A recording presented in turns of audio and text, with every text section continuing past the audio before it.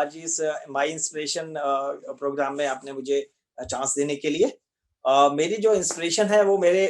X employer जिनके पास मैंने नौकरी करी है, उनका नाम श्री आलोक बरारा जी है। मैं उनके बारे में आज आपके सामने कुछ ज़िक्र करना चाहता हूँ। ये बात कोई अप्रॉक्सिमेटली 2000 नवंबर 2000 की है।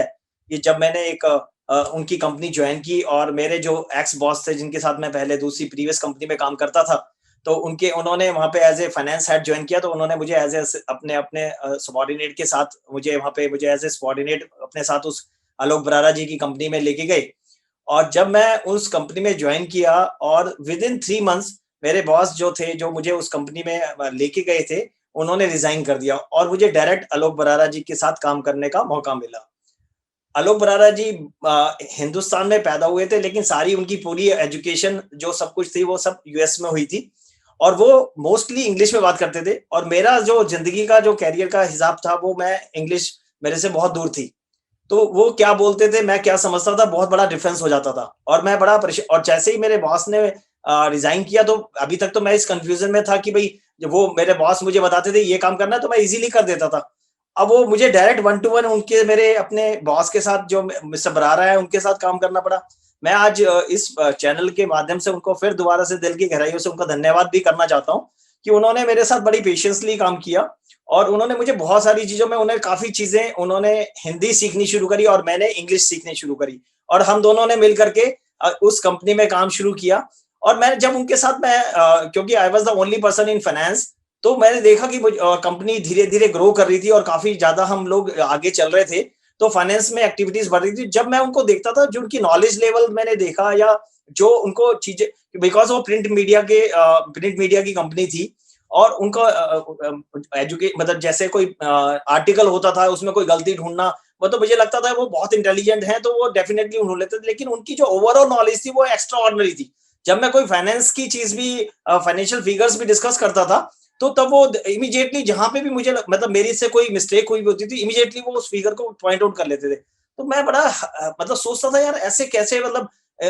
इतनी जल्दी वो मैं उनसे 2 घंटे, 3 घंटे, 4 घंटे की मैं रिपोर्ट बना करके लेके जाता था और वो विदिन सेकंड्स उसके अंदर से कहते थे, यार अतुल अतुल इसमें यहाँ पे there is some mistake in there. तो उससे मुझे बड़ा लगता था कि यार ये मतलब कितना इंटेलिजेंट है कि मतलब एक फ्रैक्शन ऑफ सेकंड के अंदर वो अपनी मेरी चीज निकाल देते हैं। जो चीज मैंने एक चीज उनके अंदर और जो मेरी मतलब समझी, उनके अंदर कॉन्फिडेंस बहुत हाई था। वो उनके जो इम्पॉसिबल वर्ड है ना, उनकी डिक्शनरी में था ही नहीं। वो कोई भी काम होता था ना, उसके अंदर वो ये समझते थे ये काम हो जाएगा और उनके साथ काम करते-करते मैंने भी सीखा। मैंने उनके साथ काम करते-करते ये सीखा कि कोई भी काम जै और वो उन्होंने ना मतलब मेरी उनके साथ जब 1 डेढ़ साल की एसोसिएशन होगी, तो उनको इतना कॉन्फिडेंस मेरे ऊपर आ गया था कि भई यदि वो जो कोई भी कार्य होता था, वो मुझे दे देते थे, तो उनको ये वो निश्चिंत हो जाते थे कि मैंने अतुल को काम दे दिया, तो हो जाएगा।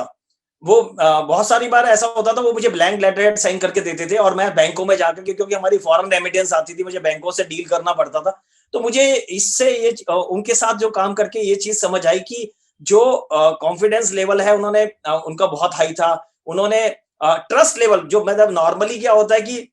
जो भी कोई ओनर होता है, वो अपनी एम्प्लॉइज़ के ऊपर एक सर्टेन लेवल तक ट्रस्ट करता है।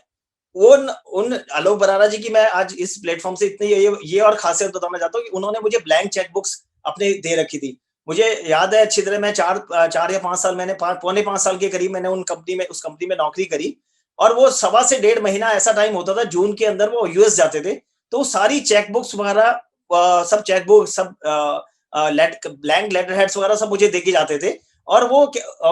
और उस डेढ़ 2 महीने में वो सिर्फ़ मुझे फ़ोन पे इंस्ट्रक्शंस या मेल पे इंस्ट्रक्शंस देते थे, तो उससे मैं काम करता था। तो मुझे इस जो 4-5 साल की जो जर्नी मैंने आलोक बरारा जी के साथ बिताई, उसमें मुझे सबसे ज़्यादा जो बेनिफिट मिला, वो ये लगा कि मेरे अंदर कॉन्फिडेंस बिल्ड हुआ और मुझे लगा कि जो भी मैं इम्पॉसिबल वर्ड मेरी डिक्शनरी से भी गायब हुआ और आज जब मैं अपना काम कर रहा हूँ, जैसे अब मैंने 2005 में नौकरी छोड़ दी थी, उसके बाद से मैं अपने इस इंश्योरेंस के प्रोफ़ेशन में हूँ। तो उसके बाद मैं अब जो आज मैं कर रहा हूँ, उसमें मैं देखता हूँ कि मुझे कभी भी किसी भी क्लाइंट से मिलने में कोई हिचक नहीं होती, मुझे कोई बात करने में कोई हिचक नहीं होती, प्रेज़ेंटेशन देने में, किसी भी कोई भी वो क्लाइंट कितने भी सीएस को बुला ले, कितने भी उसको कितने भी बड़े से बड़े डिस्कशन करनी होती है, मैं ईज़िली हैंडल कर पाता हूँ उसको। मुझे लगता है कि भई जो कॉन्फिडेंस मुझे बलारा सर से मिला, जो मुझे इम्पॉसिबल वर्ड मेरी डिक्शनरी से हटा, वो मुझे लगता है कि वो मेरे लिए इंस्पिरेशन बन गया और आज भी मैं हमेशा मेरी डॉटर हमेशा मेरे से पूछती है कि पापा आपके रोल मॉडल कौन है? तो मैं उनको अपना श्री आलोक बरारा को अपना रोल मॉडल मानता हूँ और उनकी वजह से ही आज मैं एक अच्छे प्रोफेशन में आया हूँ। मैंने भी पिछले 11-12 सालों से मैं कंटिन्यूअस एमडीआरटी अचीव कर पा रहा हूँ, सीओटी कर पा रहा हूँ, टीओटी कर पा रहा हूँ। पिछले 2 सालों से मैं टॉप ऑफ द टेबल हूँ उसमें और मेरे पास एक बड़ी टीम है। मैं उन टीम को भी अपने मैं जब भी अपनी स्टाफ मीटिंग लेता हूँ, अपने स्टाफ को भी यही बोलता हूँ, अपने आलोक बरारा सर का